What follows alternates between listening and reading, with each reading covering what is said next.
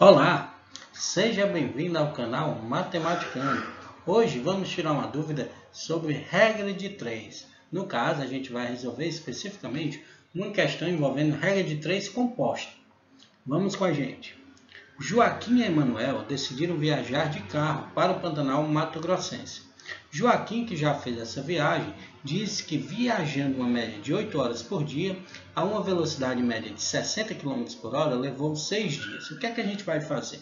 Eu preferi fazer uma tabela para a gente organizar os nossos dados. Então, a gente percebe que eu fiz uma tabela envolvendo 3 linhas e 3 colunas. Na primeira linha eu coloquei as grandezas, que a gente já observa aqui no nosso dado, que o Joaquim fez a viagem primeiro.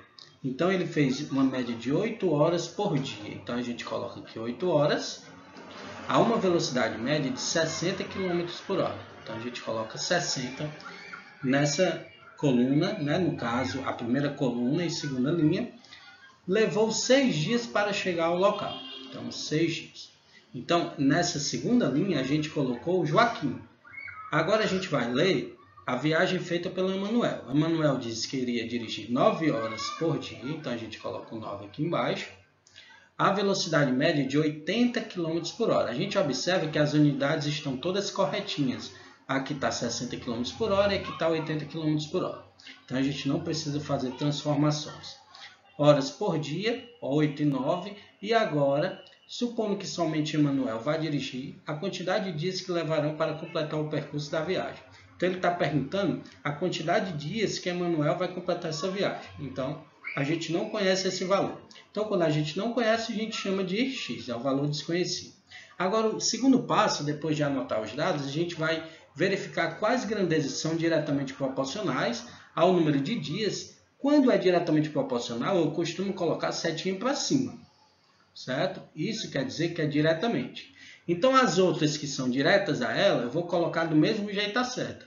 E as setas que ficarem invertidas, então, justamente, ela seria inversamente proporcional. Então, o que é que a gente vai comparar? Vou comparar dias com horas por dia. Então, se eu permanecer com a mesma velocidade, se eu aumentar o número de dias, eu preciso percorrer menos horas por dia. Então, por isso que eu estou colocando setinha para baixo. Então, a gente já observa que essa grandeza ela é inversa.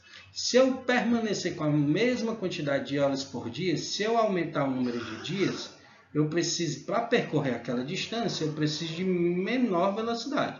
Se eu aumento o número de dias, eu preciso ser mais lento, não precisa correr tanto. Então, a velocidade é inversa. Então, as duas grandezas comparando, elas são inversas. O que é que a gente faz para montar? A gente monta primeiro a que tem um x de forma direta e as outras a gente multiplica. As duas grandezas a gente multiplica. Eu vou colocar aqui a velocidade, eu inverto. Não era 60 sobre 80? Então, fica 80 sobre 60, porque é inversamente proporcional.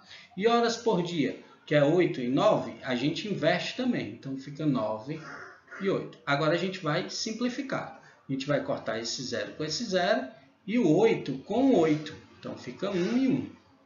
Aqui dá para continuar simplificando. Por 3 dá 2. O 9 por 3 dá 3. Continuando a simplificação, o 3 por 3 dá 1 e o 6 por 3 dá 2. Então, o que é que a gente obtém? 2 sobre x igual a 1 vezes 1 dá 1, 2 vezes 1 dá 2. Ou seja, produto dos meios igual ao produto dos extremos, x é igual a 4 dias. Então, o que é que a gente obtém? Que o Emanuel vai terminar essa viagem com essa característica, com a velocidade de 80 km por hora em média, e dirigindo 9 horas por dia, ele vai terminar em 4 dias. Então, seria a resposta correta, o item D. Tudo bem? E aí, gostou da nossa resolução? Se tiver gostado, não deixe de deixar o seu like. Qualquer dúvida, escreva o seu comentário aqui embaixo, que a gente responde o mais rápido possível.